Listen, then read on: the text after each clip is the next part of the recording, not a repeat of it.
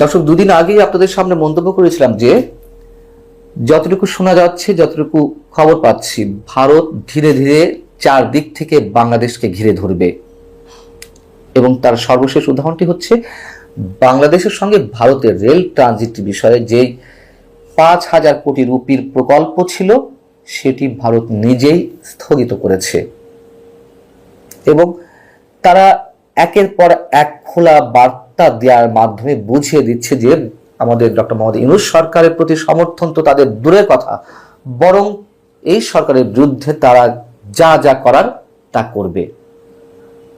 এবং আরো একটু উদাহরণ দিয়ে রাখি, বাংলাদেশে নিযুক্ত ভারতের সাবেক হাই কমিশনার, বিজেপি সরকারের অন্যতম থিঙ্ক ট্যাঙ্ক কূটনীতিবিদ বিনা সিকরি ওপেন বলেছেন ডক্টর মোহাম্মদ ইউনূস ভারতের নিরাপত্তার জন্য হুমকি। আমি সে বিষয়ে পরে আসছি, আগে ট্রানজিট প্রকল্পটা নিয়ে একটু কথা বলি।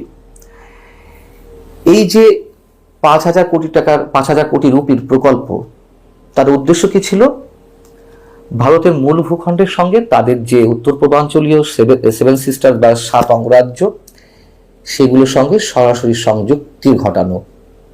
শিলিগুড়ি যে করিডোর রয়েছে, যেটিকে আমরা চিকেন নেক হিসেবে জানি, সেটির উপরে নির্ভরতা কমিয়ে বাংলাদেশের আগরতলা, আখাউড়া, মংলা, খুলনা এবং জয়দেবপুর থেকে ঢাকা পর্যন্ত রেল প্রকল্পের মাধ্যমে এই সংযুক্তিটা তারা ঘটাতে চেয়েছিল। এবং এর পাশাপাশি আরো 5টি বিষয়ে সমীক্ষার কাজ করার কথা ছিল, সেটিও স্থগিত করা হয়েছে। কারণ কি? কারণ তো আমরা সবাই বুঝতে পারছি এবং তারাও ওপেন এটি বলছে। ভারতের the Hindu, the business line সরাসরি তাদের কূটনৈতিক সূত্রে বরাত দিয়ে বলছে বাংলাদেশের যে রাজনৈতিক অস্থিতিশীলতা এবং এখানে কাজ করতে এসে ভারতীয় কর্মীদের যে নিরাপত্তাহীনতা দেখা দেবে, সে কারণেই এই প্রকল্প স্থগিত করা হয়েছে। আর স্থগিত বললেও ভুল হবে, মোটামুটি বাতিল বলা যেতে পারে। এটুকু কতটুকু এগ্রিমেন্টের মধ্যে পড়ে, কতটুকু দ্বিপাক্ষিক আলোচনার বাইরে গিয়ে পড়ে, সেটি অন্য বিতর্ক। তারা করেছে এবং তারা বিকল্প হিসেবে কি বেছে নিচ্ছে? তারা বিকল্পটাও ভেবে রেখেছে। তারা ভুটান এবং নেপালের মধ্য দিয়ে এই ধরনের ট্রানজিট সুবিধা নিয়ে 7 সিস্টার্সের সঙ্গে তাদের মূল ভূখণ্ডের সংযুক্তি ঘটাবে এবং তারা বলছে যে এক্ষেত্রে তাদের প্রকল্প ব্যয় আরো কম হবে। যেখানে 5,000 কোটি রুপি ছিল, সেখানে 3.5 থেকে 4,000 কোটি রুপির মধ্যে শেষ করা যাবে। এবং বলছিলাম যে তাদের খানিকটা ক্ষতির শিকার হলেও আমাদের ডক্টর মোহাম্মদ ইউনূস সরকারের সাথে কোনো প্রকার কোনো ধরনের কাজ তারা করবে না।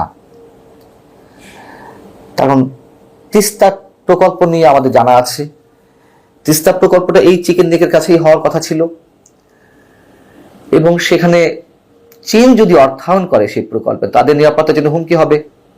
তারা চাইছিল তারা অর্থায়ন করবে। তো আমাদের প্রধান উপদেষ্টা চীন সফরে যে গেলেন কয়েকদিন আগে, সেখান থেকে মোটামুটি চূড়ান্ত না হলে যতটুকু জানা যাচ্ছে চীনই এই প্রকল্পে অর্থায়ন করবে।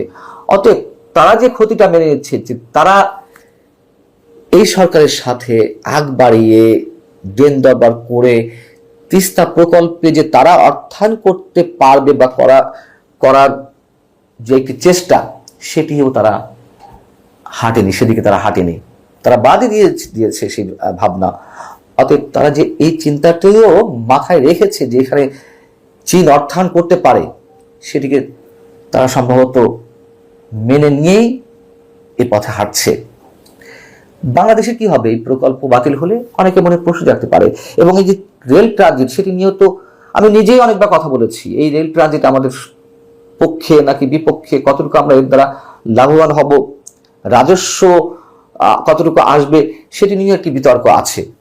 তারপরেও তো এটুকু বলতে হবে যে এই প্রকল্প হলে কর্মসংস্থান, পণ্য পরিবহন, বন্দর ব্যবস্থাপনা এবং অভ্যন্তরীণ লজিস্টিক ব্যবস্থায় আমাদের বেশ সুবিধা হতো, অস্বীকার করার তো নেই। বিনা সিকরি বিষয়ে আসি। বিনা সিকরি ভারতের পডকাস্ট উইথ প্রতিম রঞ্জন বোস, ভারতের অন্যতম প্রখ্যাত একজন সাংবাদিক। প্রতিম রঞ্জন বোসের সাথে তার এই একটি ইউটিউব প্রোগ্রামে বিনা সিকরি যে ইন্টারভিউ দিয়েছেন, সেখানে তিনি বলছেন ডক্টর মোহাম্মদ ইউনূস সরকারকে উদ্দেশ্য করে, এখন যারা বাংলাদেশে ক্ষমতায় রয়েছে তারা 71-এর শত্রু, তারা বাংলাদেশকে আগের অবস্থায় ফিরিয়ে নিতে চায়। তারা ফেডারেশন সরকার করতে চায়, ফেডারেল সরকার। এবং 2001 সালে জামাত বিএনপির সাথে ক্ষমতায় এসে যা করতে চেয়েছিল, তারা তা আবারও সেদিকে এগোচ্ছে। এর আগে ট্রান্সশিপমেন্ট বন্ধ করে দিল।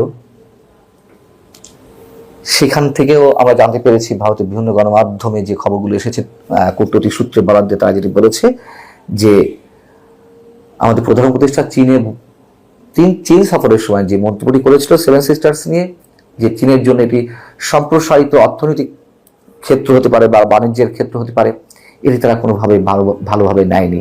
বিষয়টি হচ্ছে যে আমরা ভারতের দাদাগিরি, ভারতের আগ্রাসন নীতি অবশ্যই তার তুমুল বিরোধিতা করি, কিন্তু একটা বৃহত্তর প্রতিবেশী রাষ্ট্রকে শত্রু বানিয়ে অন্য যে কোনো রাষ্ট্রের, আমি বাংলাদেশ বাদ দিলাম, তাদের কি মানে একটা স্থিতিশীল অবস্থা কখনো থাকা সম্ভব? এটার কি কোনো বৈজ্ঞানিক যুক্তি আছে? বাস্তব কোনো যুক্তি থাকতে পারে? নেই। আমরা কথিত বিপ্লবী বাণী ছড়াতে পারি, উস্কানিমূলক বক্তব্য দিতে পারি, কিন্তু লাভটা কি? এগুলো করে আমরা নিজেদের বিপদ কতটা ডেকে আনছি সেটা আমাদের বিবেচনার দরকার। এই কথাগুলো হয়তো অনেকেরই ভালো লাগবে না, কিন্তু কেন আমরা বাস্তবতাকে অস্বীকার করতে চাইছি? এবং যখন ভারতের বিরুদ্ধে আমাদের এই একেবারে বিপরীতমুখী অবস্থান সম্পর্কের জায়গা থেকে, সেখানে আবার পাকিস্তানের সাথে আমাদের দহরম মহরম সম্পর্ক, উষ্ণতার শেষ নেই, কেন একসাথে এগুলো সব করতে হবে? এবং এটি তো কোনো রাজনৈতিক সরকার নয়, যদিও এই সরকারের টার্গেট রয়েছে নানানভাবে, তো আমরা বুঝতে পারছি যে আরো 5 বছর ক্ষমতায় থাকার। এগুলো করে কি আসলে কোনো লাভ আছে? ভারত এরপরে কোন পদক্ষেপ নেয় নিশ্চয়ই আমাদের দেখা রয়েছে। এর আগে তো বাংলাদেশিদের জন্য ভিসা বন্ধই রেখেছে, খুব জরুরি চিকিৎসার ক্ষেত্রে কারোর ভারত যাওয়ার প্রয়োজন রয়েছে, শুধু সেই জিনিসটা বাদে। আমরাও তো তাদের ভিসা বন্ধ করে দিয়েছিলাম, কেন আবার ছাড়লাম যদি আমরা এতটাই তাদেরকে মোকাবেলা করতে পারি? অতএব কথা আমরা অনেক কিছুই বলতে পারি, গরম গরম যেসব কথাবার্তা, এগুলো বলে আমরা মঞ্চ কাঁপিয়ে দিতে পারি, কিন্তু তার মধ্য দিয়ে আমরা কতটুকু লাভবান হচ্ছি সেটিকে আমরা বিন্দুমাত্র ভেবে দেখব না। আল্লাহ হাফিজ, ভালো থাকুন সবাই।